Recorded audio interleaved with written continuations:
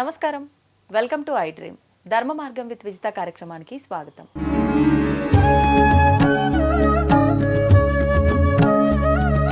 ప్రస్తుతం మనతో పాటు ఉన్నారు ప్రముఖ ఆధ్యాత్మికవేత్త అడ్వకేట్ జిఎం రావు గారు. ఇప్పుడు వారితో మాట్లాడి మరిన్ని విషయాలు తెలుసుకుందాం.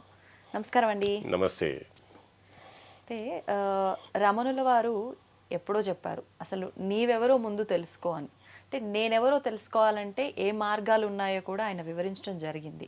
కానీ మన శాస్త్రాల ప్రకారంగా, ఉపనిషత్తుల ప్రకారంగా కూడా తీసుకుంటే అందులో కూడా, ఉపనిషత్తుల్లో కూడా నేనెవరు అనేది తెలుసుకోవడం గురించి ఉంది అని చెప్పి ఒక విధానం.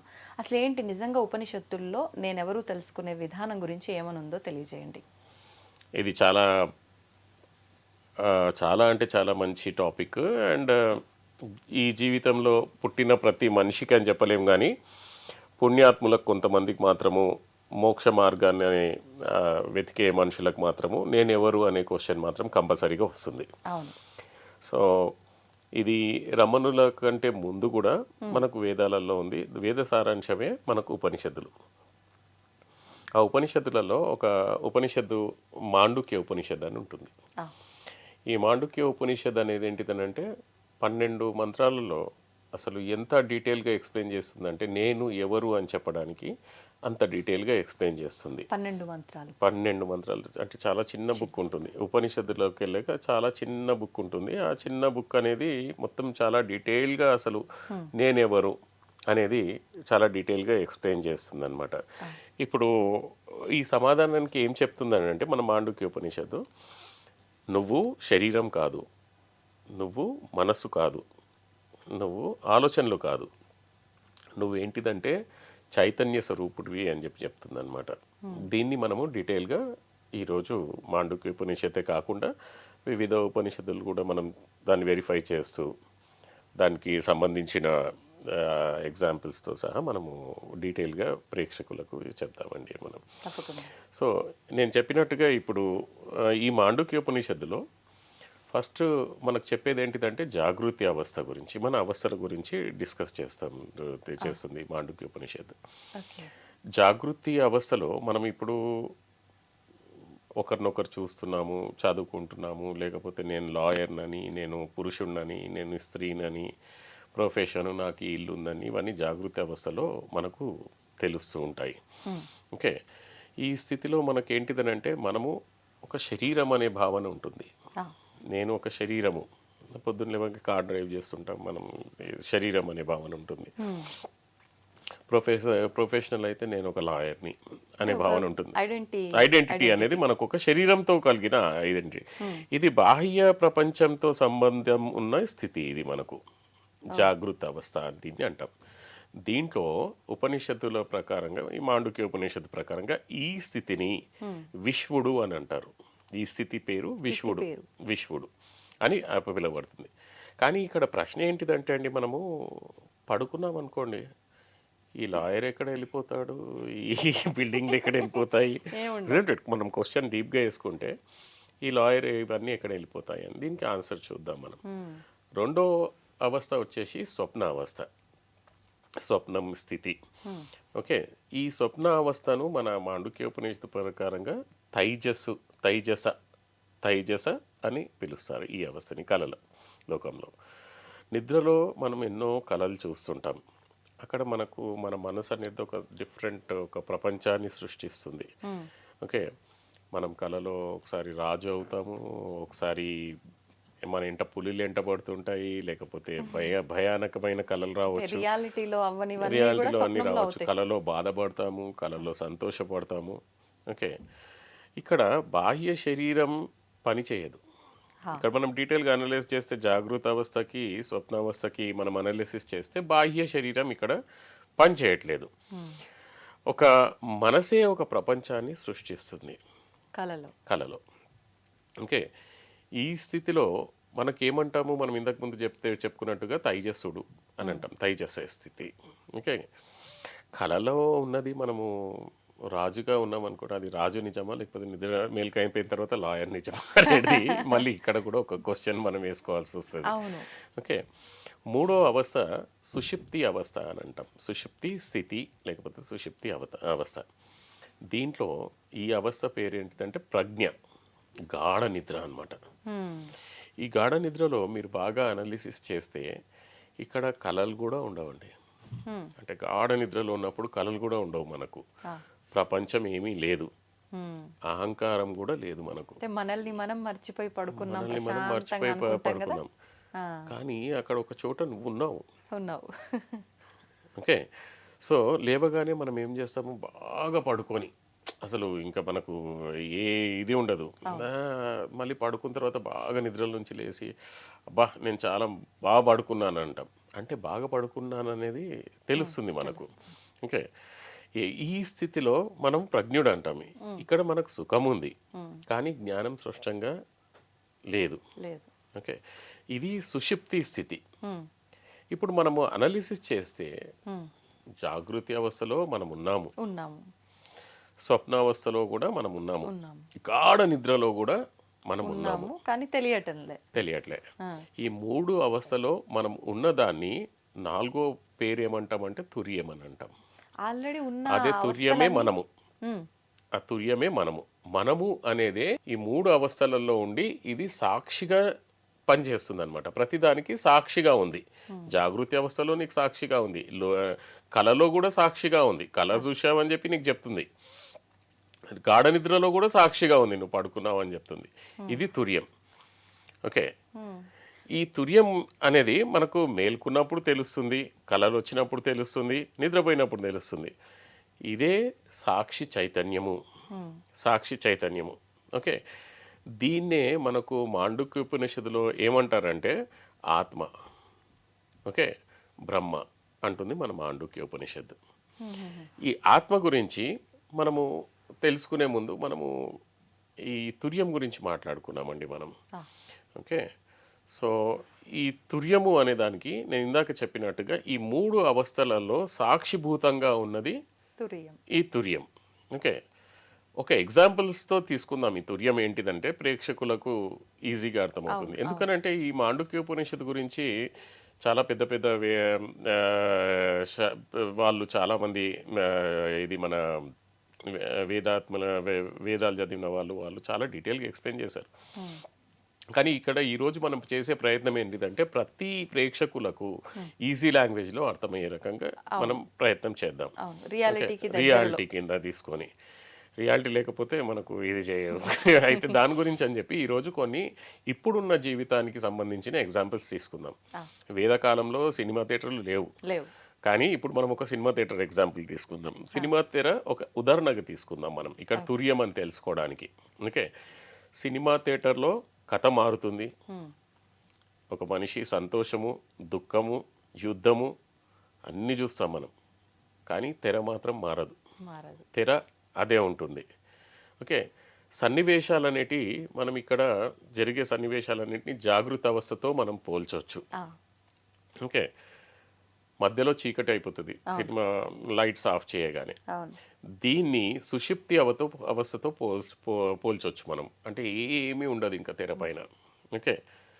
ఇక తెర అనేది తుర్యం, అది మారతలేదు. అది తెర అక్కడే ఉంది, దాని మీద ఎన్నో సన్నివేశాలు నడుస్తున్నాయి. మనకు లైట్ ఆఫ్ కాగానే మనం గాఢ నిద్రలో ఉన్న ఎగ్జాంపుల్ తీసుకోవచ్చు, కానీ తెర మాత్రం తుర్యం, అది మారతలేదు. ఒక ఆధారము శాశ్వతమైనది. అయితే ఇక్కడ ఉపనిషత్తుల ప్రకారంగా మనం ఎగ్జాంపుల్ ప్రకారంగా మనం నేర్చుకోవాల్సిన మోరల్ ఆఫ్ ద స్టోరీ ఏంటిదంటే మనము పాత్ర కాదు, మనం తెర లాంటి వాళ్ళం. ఓకే. సో మన ఆత్మ అనేది మనకు బ్యాక్గ్రౌండ్లో పనిచేస్తూనే ఉంది. అది ఈ శరీరం అనేది కాదు, ఎన్నో శరీరాలు ధారించింది, ఎన్నో రోల్స్ పోషించింది. ఈ రోల్లో మీరు యాంకర్, ఈ రోల్లో నేను లాయర్ని, పోయిన రోల్లో మనకి ఏముండేనో మనకు తెలియదు, కానీ ఆత్మ మాత్రం ఒకటే. ఓకే. ఈ ఆత్మనే మనం తుర్యం అని అంటాం మనం. ఇంకొక ఇప్పుడు నిజ జీవితం ఎగ్జాంపుల్, ఎందుకంటే ఇప్పుడు ఉన్న ఎగ్జాంపుల్స్ మనం ఈ లోకంతో మనం చూద్దాం. ఉపనిషత్తులలో అక్కడ విద్యుత్ లేదు, కానీ ఇప్పుడు ఒక విద్యుత్ ఎగ్జాంపుల్ తీసుకుంటే విద్యుత్తో మనకు ఫ్యాన్ పనిచేస్తుంది, విద్యుత్తో కెమెరా పనిచేస్తుంది, విద్యుత్తో లైట్స్ పనిచేస్తున్నాయి, ఎన్నో రకాలుగా. కానీ పరికరాల పేరన్నీ వేరు, కానీ విద్యుత్ మాత్రం ఒకటే. ఆ విద్యుత్ వల్లనే ఇవన్నీ నడుస్తున్నాయి. ఓకే. ఈ పరికరాలు మనం మన ఎగ్జాంపుల్తో పోల్చుకుంటే ఈ పరికరాలు ఏంటిదంటే శరీరము, మనస్సు, బుద్ధి అనేది ఈ పరికరాలు. హా. ఓకే. విద్యుత్ అనేది తుర్యం. ఇది ఇవన్నిటిని నడిపించేది విద్యుత్. విద్యుత్. సో ఇక్కడ మనకు తుర్యంగా చూడాలి. ఓకే. పనులు మారిన ఆధారమైన చైతన్యం మాత్రం మారదు. మారదు. ఇంకో ఎగ్జాంపుల్ మనం తీసుకుంటే సముద్రము, అలలు. మ్మ్. ఓకే. సముద్రం మాత్రం శాశ్వతం. అలలు వస్తుంటాయి, పోతుంది. పోతుంటాయి. ఓకే. అలలు అనేది అనుభవాలు మనకు. ఓకే. సముద్రం అనేది తుర్యం అని చెప్పి మనం ఒక ఎగ్జాంపుల్ తీసుకోవచ్చు మనం ఇక్కడ. ఓకే. అలలు అనేది అలల అని భావించడం అనేది ఒక చిన్న పరిమితి. సముద్రం అనేది తెలుసుకోవడం తుర్యబోధ. అసలు నేను ఎవరు అనేది తెలుసుకోవడం తుర్యబోధ. ఇప్పుడు మనకు అనుభవాత్మకమైన ఒక ఎగ్జాంపుల్, ప్రత్యక్ష ఎగ్జాంపుల్ ఏంటిదంటే ఇది జనరల్గా మనము అనాలిసిస్ చేయడానికి. ఇంతకుముందు కూడా ఒక దాంట్లో మనం మాట్లాడుకున్నాం. మన కన్నుని చూసుకోలేదు. Isn't it? మన కన్నునే చూసుకోలేదు. అవును. అట్లాగే మన మైండ్ని చూసుకోలేదు. Isn't it? కానీ మన మైండ్లో ఏం ఆలోచనలు వస్తున్నాయో మనకు తెలుస్తుంది. అవును. మైండ్ అనేది ఒక మాంస ముద్ద. ఓకే. సో మైండ్ని అయితే చూసుకోలేదు కదా లా ప్రకారంగా, కానీ మన మైండ్లో ఏం ఆలోచనలు వస్తున్నాయో తెలుస్తూ ఉంది. సో ఆ ఆలోచనలు మనకి ఎవరు తెలుసుకుంటున్నారు, ఎట్లా తెలుస్తుంది అనేది అది ఆ చైతన్య శక్తినే మనము ఏమంటామంటే ఇక్కడ తుర్యం అంటాం. అదే ఆత్మ, అదే బ్రహ్మము. ఈ రెండింటిని గమనిస్తూ ఇప్పుడు నేనెవరు, ఆ ఆలోచనలకు వాటికి లేమిగా మనం సాక్షిగా ఉన్న నిశ్శబ్ద అవగాహన, అంటే అన్నిట్లో మనము సాక్షిభూతంగా ఉన్నాం మనం. ఓకే. సరే, ఇప్పుడు నేను ఎవరు అనేది ఉపనిషత్తులు ఏం చెప్తున్నాయి అనుకున్నాం మనం. ఇందాక మాండుక్యోపనిషత్తు గురించి చూసాం. మాండుక్యోపనిషత్తు ప్రకారంగా మనకు జాగృత అవస్థ, స్వప్నావస్థ ప్లస్ సుషుప్తి అవస్థ, దాంట్లో తుర్యం అనేది మనం చూసుకున్నాం. ఇప్పుడు చాందోగ్య ఉపనిషత్తు ఉంది. దాంట్లో ఏమంటామంటే ఇందులో ఉద్దాలకుడు తన కుమారుడు శ్వేతకేతుకు ఇలా చెప్తున్నాడు అనమాట. అదేమంటున్నాడంటే తత్వం అసి. అయ్యప్ప స్వామి టెంపుల్ దగ్గర పోయినప్పుడు కూడా అక్కడ తత్వం అసి అని ఉంటుంది. ఓకే. నువ్వే ఆ పరమాత్మ అని చెప్పేసి. ఓకే. అంటే ఈ విశ్వాన్ని నడిపిస్తున్న పరమసత్యం బ్రహ్మం, అది మనలోనే ఆత్మగా ఉంది అని తెలుసుకోవడం అన్నమాట ఇక్కడ. ఓకే. సో నువ్వు ఎవరు అని చెప్పడానికి ఇక్కడ చాందోగ్య ఉపనిషత్తులో కూడా ఈ వర్డ్స్ యూజ్ చేశారు. ఇంకొక దాంట్లో మనకు సర్వం కల్విదం బ్రహ్మ, సర్వం కల్విదం బ్రహ్మ, ఇవన్నీ వాక్యాలు అనమాట. ఇవి ఉపనిషత్తుల నుంచి వాక్యాలు. ఇందులో ఇక్కడ సర్వం అని అంటే కనిపిస్తున్న సమస్త జగత్తు. ఓకే. ఉదాహరణ మట్టి కుండలు. ఓకే. కుండలు, పాత్రలు రకరకాలుగా ఉంటాయి. మట్టితోటి తయారు చేసిన కుండ ఉండొచ్చు, మట్టితోటి తయారు చేసిన పాత్ర ఉండొచ్చు, మట్టితోటి తయారు చేసిన గ్లాస్ ఉండొచ్చు. అవన్నీ అవి పాత్రలు అన్నీ వేరువేరుగా కనిపించిన అవన్నీ మట్టియే. అలాగే జగత్తు మొత్తం బ్రహ్మస్వరూపం. ఈ చెక్క ఉండొచ్చు, ఇది ఉండొచ్చు, ఇవన్నీ. కానీ ఇవన్నీ ఏంటిదనంటే మనకు బ్రహ్మస్వరూపం. దాని గురించి మనకి ఇక్కడ ఏంటిదంటే సర్వం కల్విదం బ్రహ్మ అని చెప్పారు. బృహదారణ్యక ఉపనిషత్తులో ఇలా చెప్తుందన్నమాట. నేతి నేతి అని ఎప్పుడైనా నేను ఉంటారు. నేతి నేతి అంటే ఇది కాదు, ఇది కాదు. ఓకే. అంటే నేను శరీరం కాదు, నేను భావాలు కాదు, నేను ఆలోచనలు కాదు, ఇవన్నీ మారిపోతాయి. మారనిది ఒకటే ఏంటిదంటే ఆత్మ. ఇందాక మనము చెప్పుకున్నట్టుగా మనకు శరీరాలు ఎన్నో తీసుకుంటాం మనం. అంటే అందరు అనుకుంటారు ఇది ఒకటే జీవితం అని అనుకుంటాం, కానీ ఎన్నో శరీరాలు తీసుకొని ఉండొచ్చు, కానీ ఆత్మ మాత్రం అదే. ఇప్పుడు సులభమైన ఉదాహరణలోకి వెళ్తే అద్దంలో మన ప్రతిబింబం మారుతూ ఉంది. అద్దం ముందర మనం నిల్చుంటాం, చిన్నప్పుడు కూడా నిల్చుంటాం, చూసుకుంటాం, మధ్యలో నిల్చుంటాం, చూసుకుంటాం. ఓకే. బాల్యం ఒకలా, వృద్ధాప్యం ఒకలా, ఇంకోలా కనిపిస్తుంది, కానీ చూస్తున్న నువ్వు మారలేదు. ఓకే. మనం చూస్తున్న మనం మారలేదు. అదే ఆత్మ. ఓకే. సో ఆత్మ అనేది అలాగే ఉంటుంది. బట్ మన శరీరం చిన్నప్పటి నుంచి పెరుగుతూ వస్తుంది, బట్ ఆత్మ మాత్రం అదే. ఆత్మ మారట్లేదు ఇక్కడ. ఓకే. ఈశావాస్య ఉపనిషత్తు ప్రకారంగా ఈ విశ్వమంతా ఆ పరమాత్మతో ఆవిరించబడి ఉంది. ఆ, ఓకే. ఈశావాస్యం ఇదం సర్వం అని చెప్పి వాక్యం. హ్మ్, ఈ విశ్వమంతా పరమాత్మతో ఆవిరించబడి ఉంది అని చెప్పేసి. తైత్రీయ ఉపనిషత్తు ప్రకారంగా సత్యం జ్ఞానం అనంతం బ్రహ్మ అని అన్నారు. హ్మ్, అంటే దేవుడు లేకపోతే బ్రహ్మ అని చెప్పి తెలుసుకోవడానికి కొన్ని క్వాలిటీస్ ఇక్కడ. అవును. సత్యము, జ్ఞానం. జ్ఞానము, అనంతము, బ్రహ్మ అని చెప్పింది అనమాట. ఓకే. ఇక్కడ ఆధ్యాత్మిక వ్యాఖ్యానంలో మనము ఆలోచిస్తే బ్రహ్మం సత్యం అనేది చూస్తే మనకు మార్పు లేనిది. హ్మ్, సత్యం సత్యమే. ఓకే. జ్ఞానం అనేది స్వయం ప్రకాశం. హా, ఓకే. అనంతం అనేది కాల దేశ పరిమితులు లేకుండా ఉండేదాన్ని అనంతం అంటాము. ఈ లక్షణాలు ఆత్మకే వర్తిస్తాయి. హ్మ్, ఓకే. కాబట్టి అందుకే జీవ బ్రహ్మ ఐక్యం అని చెప్పి మనం ఇక్కడ అంటాం మనం. హ్మ్, ఎన్ని ఉపనిషత్తులు ఇప్పుడు చూసాము. ఓకే. జ్ఞానం అంటే ఏంటిది? యా, అద్వైతంలో మోక్షం అనేది కొత్తది పొందడం కాదు. ఓకే. తప్పు గుర్తింపును విడిచిపెట్టడం. తప్పు గుర్తింపు అంటే నేను శరీరాన్ని. జ్ఞానం అనేది రియల్ నాలెడ్జ్. అవును. ఓకే. ఇప్పుడు మనము జ్ఞానంలో అజ్ఞానం అని చెప్పడానికి ఏంటిదనంటే నేను శరీరం అనుకోవడం అజ్ఞానం. హ్మ్, ఎస్, నువ్వు శరీరమే, కానీ ఈ టైంలో నువ్వు శరీరంలో ఉన్నావు. నువ్వు ఆత్మవి, నువ్వు ఈ శరీరంలో ఉన్నావు ఇప్పుడు. హ్మ్, హ్మ్, అట్లా ఇది నేను శరీరం అనే అవిద్య తొలగితే మిగిలేది అహం బ్రహ్మ అస్మి అనుభవం. నేను ఈ శరీరం కాదు. అవును. ఓకే. సో దీనికి మనము ఇంకొకటి మనం ఏం చెప్పొచ్చానంటే స్టోరీ ఆఫ్ జనక మహారాజా. ఆ, ఓకే.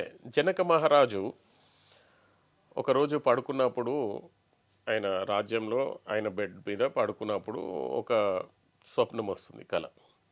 ఆ స్వప్నం ఎంత దారుణంగా ఉంటుందనంటే ఆ స్వప్నంలో ఎవరో శత్రురాజులు వాళ్ళు వీళ్ళపై దండయాత్ర చేసి హ్మ్, మొత్తం రాజ్యాన్ని లాక్కొని, ఎవరు లేరు, ఇంకా చుట్టాలు లేరు, ఎవరు లేరు, అందరినీ చంపేశారు. ఈ జనక మహారాజు అడవులలో తిరుగుతున్నాడు, బిచ్చగాడ్ల, అసలు ఏమీ లేకుండా బాధతో ఆకలితో. హ్మ్, ఎవరు అన్నం ఇస్తుంటే, అంటే రకరకాలుగా కథలు ఉన్నాయి, బట్ మనం భావాన్ని తీసుకోవాలి.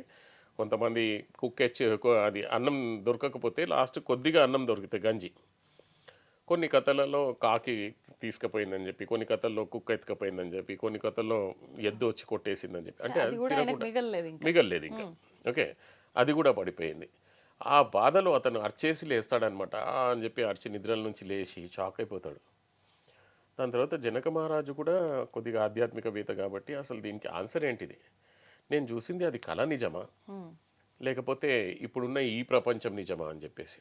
హ్మ్, సో ఎంతోమంది ఆధ్యాత్మికవేత్తలు వస్తారు, అందరు ఎక్స్ప్లెయిన్ చేయడానికి ట్రై చేస్తారు అసలు ఏంటిది అని చెప్పేసి. హ్మ్, హ్మ్, ఎవరు కరెక్ట్గా చెప్పలేకపోతారు. హ్మ్, అప్పుడు ఏంటిదంటే అక్కడ అష్టావక్ర ముని వస్తాడు. హా, అష్టావక్ర ముని వచ్చేసి ఆ అష్టావక్ర ముని చెప్తాడనమాట, మహారాజా, నువ్వు స్వప్నంలో ఉన్నది మిథ్య, హ్మ్, ఈ జగత్తు కూడా మిథ్య, కానీ నువ్వు మాత్రం సత్యం అని చెప్తాడనమాట. హ్మ్, సో ఇన్ని రకాలుగా మనము ఆలోచించాల్సింది, అనాలిసిస్ చేయాల్సింది ఏంటిదంటే నేను ఎవరు అని తెలుసుకుంటే మనం ఒక ఆత్మ. హా, ఇంకా చాలా జనరల్గా అనుకునేది ఏంటంటే మనం ఒక అద్దెకు వచ్చాం మనం ఇక్కడ భూమి మీదకి. అది డ్యూరేషన్ ఎంతనో మనకు తెలియదు, కానీ తెలీదు. 50 ఇయర్సా, 60 ఇయర్సా, 10 ఇయర్సా తెలియదు. అవును. ఇక్కడ ఒక రెంట్కి వచ్చాం మనము. ఇక్కడ పర్పస్ కంప్లీట్ కాగానే మనం వెకేట్ వెళ్ళిపోవాల్సిందే. చేయాల్సిందే. ఓకే. సినిమా థియేటర్లో మూవీ అయిపోయింది, కరెక్ట్. సో అది ఇడిచి మళ్ళీ వెళ్ళిపోవాలి. మళ్ళీ ఇంకో జన్మ స్టార్ట్ చేయాలనుకుంటే ఇంకో థియేటర్కి వెళ్ళడమే. సో ఈ రకంగా మనకు ప్రతి మనిషి ఈ ఆత్మజ్ఞానంతో ఉంటే వాడు ప్రతి జీవిలో దేవుణ్ణి చూడడం జరుగుతుంది. ఎలా వస్తుందంటారు మీరు అన్న ఈ ఆత్మజ్ఞానం? మాట్లాడినంత సులభం ఇంత అయితే కాదు. సులభం, కరెక్టే మీరు అన్నది. దీనికి ఏంటిదంటే పూర్వజన్మ సుకృతం కావాల్సిందే. నిజం. కొందరికి పుట్టినప్పటి నుంచే దేవుని మీద అది దానికి ఏమంటాము భక్తి అనేది ఆటోమేటిక్గా వచ్చేస్తుంది, మీరు చెప్పినా చెప్పకపోయినా. ప్రహ్లాదుడే ఉదాహరణ. ప్రహ్లాదుడే ఉదాహరణ. ఇప్పుడు మన నిజ జీవితాలలో కూడా తల్లిదండ్రులు ఎవరు పూజ చేయకపోవచ్చు కానీ కొడుకు మాత్రం వాడు వెళ్తుంటాడు, బిడ్డ మాత్రం వెళ్తుంటది. నిజం నిజం. ఓకే, సో అది పూర్వజన్మ సుకృతం ప్రకారంగా మన శరీరము లాస్ట్ జన్మలో ఏం చేసింది ఆ జ్ఞాపకాలు అనేది దాంతో ఉంటాయి. ఇది వేరే టాపిక్, మనం మాట్లాడవచ్చు. అవును. శరీరం చనిపోయి వెళ్ళిపోయేటప్పుడు మాత్రము కర్మ ఎంట తీసుకుపోతుంది. కర్మ ప్లస్ రుణానుబంధం అనేది, అది మనం తర్వాత మాట్లాడదాం. అలా. ఈ కర్మ అండ్ రుణానుబంధం రూపేణనే మనకు వచ్చే వైఫ్, హస్బెండ్, పిల్లలు, ఫ్రెండ్స్ కూడా. బంధాలన్నీ. ఈ రుణానుబంధం వల్లనే శత్రువు, రుణానుబంధం వల్లనే మనకు పిల్లలు, రుణానుబంధం వల్లనే వైఫ్ అండ్ హస్బెండ్. ఓకే, ఈ రుణానుబంధం ఎన్ని రకాలు అవనేది మనం నెక్స్ట్ వీడియోలో చూద్దాము. సో ఈ వీడియోలో మాత్రం మనము ఇప్పుడు ప్రేక్షకులు అర్థం చేసుకోవాల్సింది ఏంటంటే, నేను ఎవరు అనే భావనతో మనం మెగిలామనుకోండి, నాలో ఉన్న ఆత్మనే ప్రతి శరీరంలో ఉంది. అంతే. ఇది ఎట్లా అంటే, సూర్యుడు దాని ప్రతిబింబాలు, ఓ 10 కుండలు పెట్టామనుకోండి, సూర్యుడి ప్రతిబింబాలు 10 కుండలలో పడుతున్నాయి మనకు కదా. ఈ కుండలు మనం అనుకోండి, పరమాత్మ సూర్యుడు అనుకోండి. సో పరమాత్మ ప్రతిబింబమే మన లోపల ఉన్నదన్నప్పుడు, నువ్వు పరమాత్మ ప్రతిబింబము, నేను పరమాత్మ ప్రతిబింబం అయిన తర్వాత నేను మిమ్మల్ని ఎందుకు ఇన్సల్ట్ చేస్తాను, నేను మిమ్మల్ని ఎందుకు బాధ పెడతాను? సో ఈ లెవెల్ వరకు ఎదిగిపోతామన్నమాట. ఈ ఆత్మజ్ఞానం అనేది మామూలు కాదు. దీని గురించి ఎంతో మంది తపస్సు చేసి తప్పించిపోతుంటారు. ప్రతి జీవిలో ఉన్న ఆత్మ పరమాత్మ స్వరూపమేనా? అంటే జంతువులు, ప్రతి ఆత్మ, ప్రతిదీ ఈ భూమి మీద ఉన్నది మ్యాక్సిమంగా ప్రతిదీ ఒక ఆత్మనే. ఒక చెట్టు కూడా ఒక ఆత్మనే. జీవితంతో అంటే జీవంతో ఉన్న ప్రతిదీ దాంట్లో ఒకటి ఆత్మ ఉంది. అది బల్లి కావచ్చు, చీమ కావచ్చు, ఈగ కావచ్చు, ఏదైనా కావచ్చు. సో ప్రతి ప్రాణిలో ఒక ఆత్మ అనేది ఉంది. దాని పర్పస్ అది నెరవేర్చుకుంటుంది. అది మనము అర్థం చేసుకుంటే, ఇప్పుడు అన్నట్టుగా సర్వం జగత్ కల్విదం అన్నట్టుగా అంతా బ్రహ్మమయం అనుకున్నప్పుడు ప్రతిదీ దేవుడే. అట్లాంటప్పుడు ప్రతి మనిషి దేవుడే. ఈ కాన్సెప్ట్తో ఉన్నప్పుడు మనము ఎవరిని బాధ పెట్టకుండా ఉంటాము. అండ్ మీకు ఇందాక చెప్పినట్టుగా మీరు విని ఉంటారు కథలు, ఆత్మజ్ఞానం అనేది మోక్షము. రియల్గా మనం అనాలిసిస్ చేసినాం అనుకోండి, మోక్షం అంటే అసలు ఏంటి అని చెప్పి చాలా మంది అంటుంటారు. అసలు ఈ జన్మనే లేకుండా ఉంటుంది, అది ఉంటుంది, ఇది ఉంటుంది, ఐక్యం అవ్వటము అంటూ ఉంటారు. ఉండొచ్చు. మనకు ఆత్మకు రియల్గా సైంటిఫికల్గా చూస్తే ఈ జన్మ అంటే కర్మల అనుసారంగా మనకు ఈ మానవ శరీరం రాకుండా కొన్ని రోజులు మనం స్వర్గంలో ఉండొచ్చు పుణ్యం చేసుకున్నందుకు. కానీ మోక్షం అనేది ఏంటిది? అసలు ఆత్మకు చావు లేదు, పుట్టుక లేదు.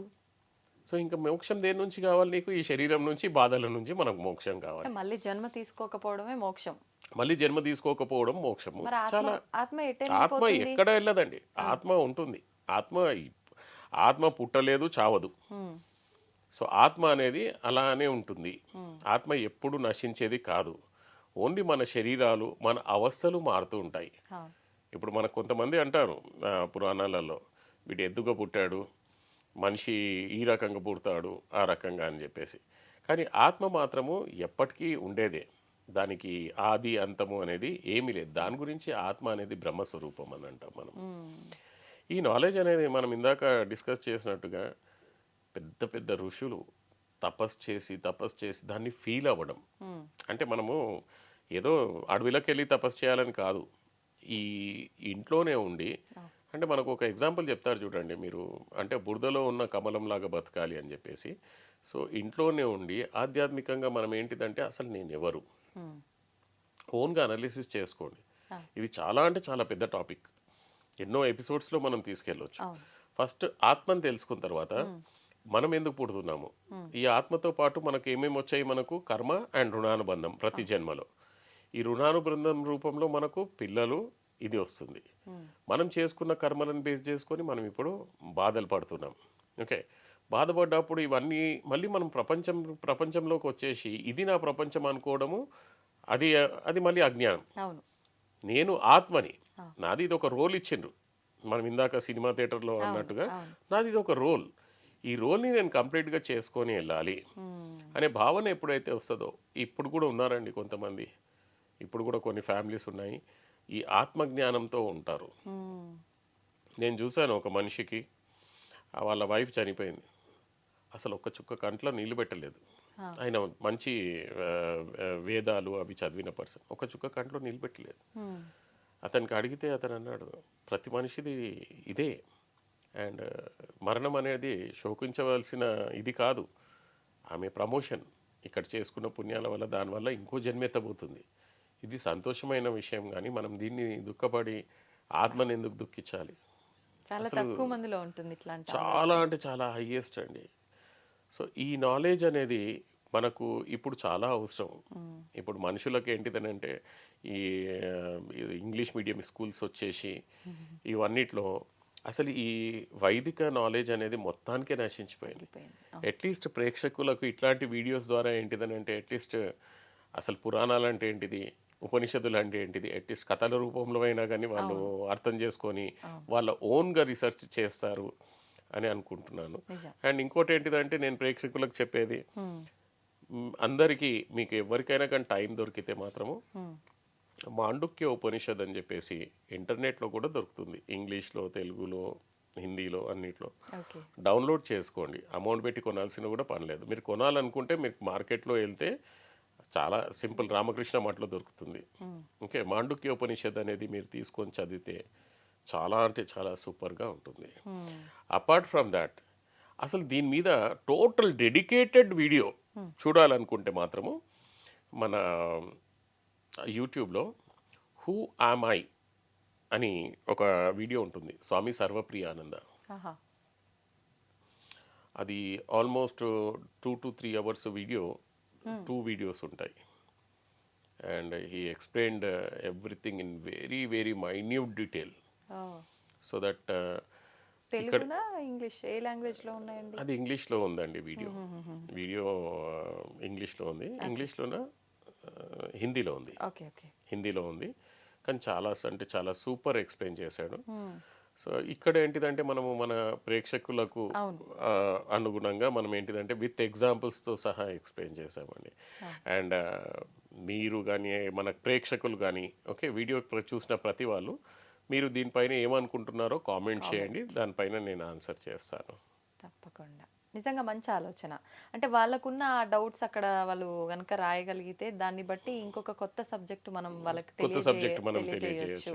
ఇప్పుడు లాస్ట్ వీడియోలో మనం చేసింది భార్యాభర్తలు రుణానుబంధము భార్యాభర్తల రూపంలో వస్తారా అని చేసాము.